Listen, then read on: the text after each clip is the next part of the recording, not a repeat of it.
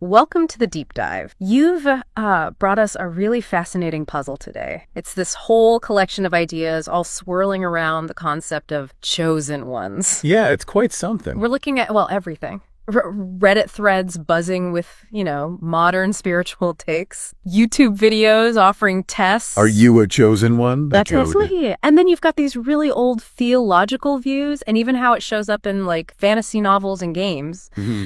So our job today is to kind of pull these threads together, see what patterns pop up, and figure out why this idea really grabs people, but also look at the skeptical side too. It's pretty amazing how this same theme just appears in so many different places, isn't it? Across culture, across time. It really is. It suggests it touches on something pretty fundamental. Yeah, I think so. And to help us really get into it, make sense of it all for you listening, we have our expert here to give us some deeper context, historical, psychological, spiritual angles on this whole chosen one idea. Happy to be here. So where should we dive in first? Okay, well, let's start with what's happening now. That Reddit thread you mentioned from spirituality, it really shines a light on this wave of interest online right now. Oh, great. You see chosen ones, but also terms like the 144,000, light workers, star seeds, all that. Yeah, it feels like there's a real buzz, doesn't it, in those online spiritual circles? Definitely. And people in that thread, they're pointing out just the sheer amount of new stuff. Videos, articles popping up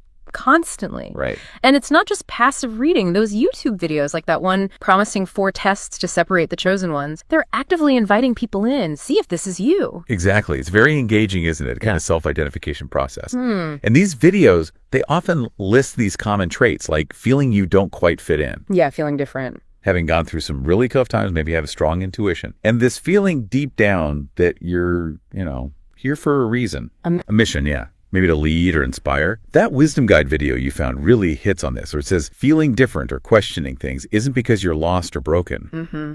It's actually a sign you might be chosen, which you can imagine could feel incredibly validating if you're feeling that way. Oh, absolutely. And that critical examination piece you shared, it gives some background on figures who've really pushed these ideas into the mainstream, right? Often by taking older concepts like the 144,000. Right, from Revelation. Reframing them in a New Age context. People like Doreen Virtue, Serapis Bey, Greg Braden, Lee Carroll, Barbara Marciniak. Those names pop up a lot.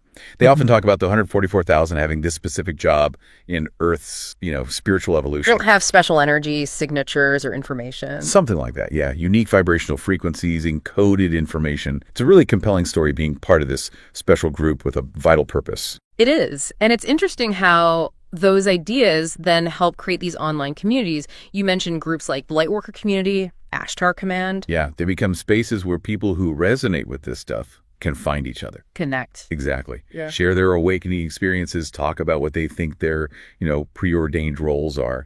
It builds this powerful sense of belonging, especially if they felt alone in their beliefs before. Which naturally makes you wonder, why? Why is this idea so appealing? What's the underlying draw? The psychology? Yeah, what needs does it meet? That Reddit discussion touches on it. Some people wonder if it maybe feeds the ego or helps cope with feeling isolated. That's a really key question, the psychology here. Could this narrative give a sense of meaning, of significance to people who feel overlooked? Or disconnected, yeah. Like one user pointed out, these videos can hit on feelings someone already has. Right. And maybe fill that desire for recognition or even like a leadership role. Possibly. And that RPG thread you found, the role-playing game one, kind of echoes this. It suggests the chosen one trope in stories taps into that basic human wish to be inherently special. Especially in YA fiction, right, where characters are figuring out who they are. Exactly, finding their destiny. And that reassurance from the Wisdom Guide video, feeling different, isn't being broken. That speaks directly to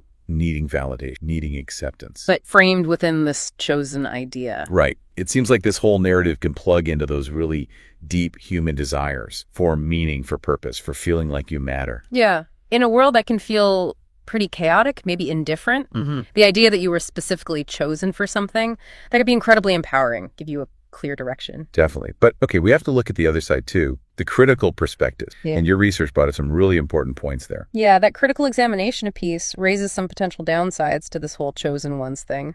What's interesting is the argument that it can, maybe unintentional, create a kind of elitism, a spiritual hierarchy. Right. by separating the chosen from the unchosen. Exactly. And that could actually get in the way of the inclusivity and collective growth that a lot of spiritual paths are supposed to be about. Yeah, the source asks a tough question. If these chosen narratives have been around so long, where's the big, tangible spiritual shift? We still have global conflict, environmental crisis.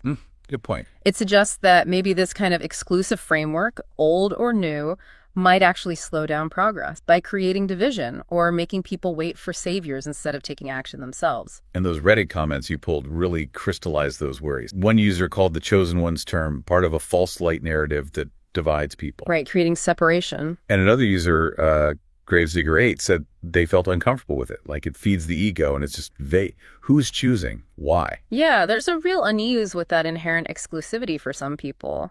Which brings us to TULWA. That critical examination source introduced it as a kind of contrast. Ah, right. TULWA. Instead of focusing on a select few chosen people saving everyone else. Right, external salvation. TULWA emphasizes self-empowerment, actively transforming yourself. What's really interesting there is the concept of it, this neutral force. A catalyst. Yeah, a catalyst that responds when you engage with your own inner stuff, your own darkness. That totally shifts the focus, doesn't it? It's not about being picked by someone else. It's about you actively doing the work on your own spiritual journey. And TULWA specifically calls out the savior complex. It promotes self-salvation, taking responsibility for your own growth, not waiting for rescue. Yeah. And that warning about getting too caught up in like interdimensional messages to avoid manipulation, that's part of it too. It advocates for a more grounded, self-reliant path, which feels quite different from some of those chosen one narratives focusing on external guidance and, predetermined missions. Okay, so broadening out again, let's bring in the historical and theological angle. That Yakin Institute article gives a really valuable Quranic perspective on chosenness, especially regarding the Israelites in the Bible. This was super insightful. The article explains that, yes, the Quran acknowledges God choosing the Israelites. It confirms that. But it reinterprets why. It wasn't about ethnic superiority. It was more like a corporate election for service. Service, meaning? Meaning their role was to be custodians of prophets, guardians of that prophetic heritage. Ah, okay. So a specific job, a responsibility. Exactly. And the article contrasts that with, say, the Hebrew Bible's focus on kingship, or how Christianity applies chosenness to its own followers. It argues the Quran offers a clearer explanation centered on that responsibility. Less about being inherently better, more about having a specific duty. Right. And that Dean Explorer's video adds another layer from an Islamic viewpoint, describing chosen ones as souls close to God, maybe facing more hardships as tests. To raise their rank. Yeah. And possessing a special kind of heart, receptive to divine connection. So even within theology, you see different takes, different nuances on being chosen. Which leads nicely into how this whole concept plays out in stories, in fiction. Those Reddit discussions on fantasy and role-playing games had some interesting points. Oh, yeah. The fantasy thread pointed out that, while Lord of the Rings might have cemented the epic quest, Frodo, the reluctant hero. The chosen one trope is way older. Gilgamesh, religious figures.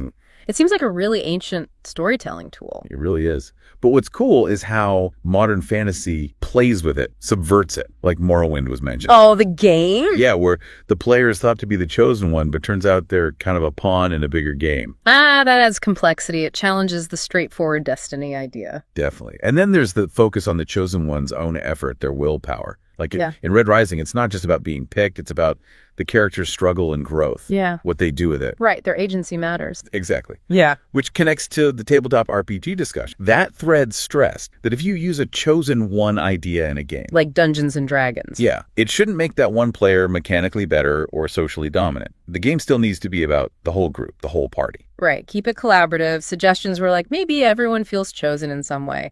Or use it just for flavor. No actual power. Yeah, that analogy of needing Han, Leia, and R2 to support Luke really nails it. Everyone needs to feel important.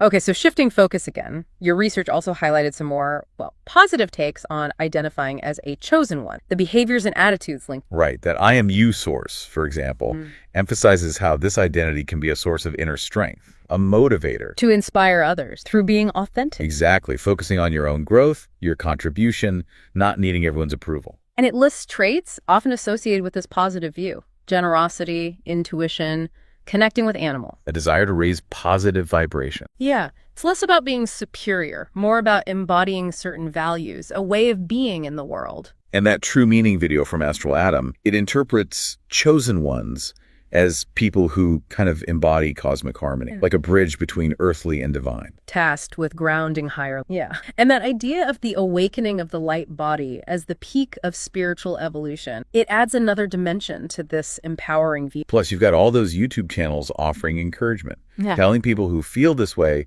to embrace their uniqueness, trust their gut. Break free from limits, activate their power, wisdom dynamics, inner voice, philosopher's key. Earth Angel. Grateful to God. They all contribute to this narrative of empowerment, of having a purpose. Totally. They often talk about overcoming challenges, radiating light, living intentionally. That golden wisdom video even listed invisible marks, like connecting. And seeing randomness as divine orchestration. Yeah, always asking, what's this teaching me? But it's not always portrayed as easy street, right? Some sources also talk about the struggles. Definitely.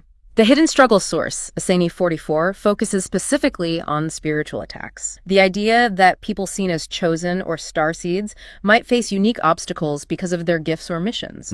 So the path can have its own dangers. And that Astral Adam video exploring why others might not want chosen one. That was interesting. Yeah, how their success can highlight divides, make others feel left behind, or trigger scarcity fears. Or act like a mirror reflecting unmet goal. Importantly, though, it also stressed the responsibility of the successful ones to help lift others up. Right, it's not just about individual success. And the inner voice video had that warning about manipulator, people trying to latch on to the light or energy of chosen ones. Ah, yeah, emphasizing strong boundaries, independent, a reminder that not all attention is good attention. Which brings us to embracing the journey itself. Several sources really stress that the path, whatever you call it, isn't necessarily smooth, but it's about growth, refinement, developing inner strength. That Timeless Awakening video suggested intense challenges often come before breakthroughs. And that faith, trust, surrender, those are key during tough times. It's a message of hope, really. Keep going. Yeah.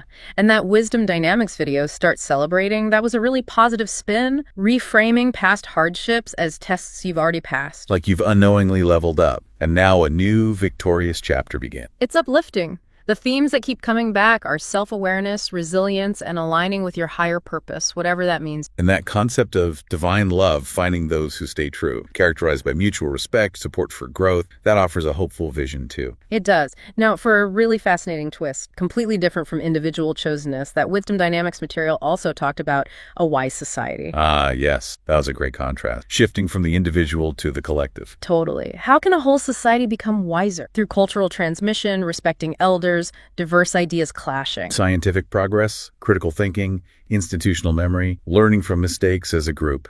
It moves the whole idea away from individual destiny and towards collective evolution, how we grow together. And it even touched on how you might measure societal wisdom. Things like education levels, lifelong learning opportunities, intergenerational connection. Ethical engagement. Though it admitted it's kind of circular, right? Our definition of wisdom shapes how we measure it. True, but it offers this really compelling alternative framework. Advancement isn't about a few being picked. It's about a collective effort towards understanding, reflection, adaptation. Societal growth, not individual selection. Exactly.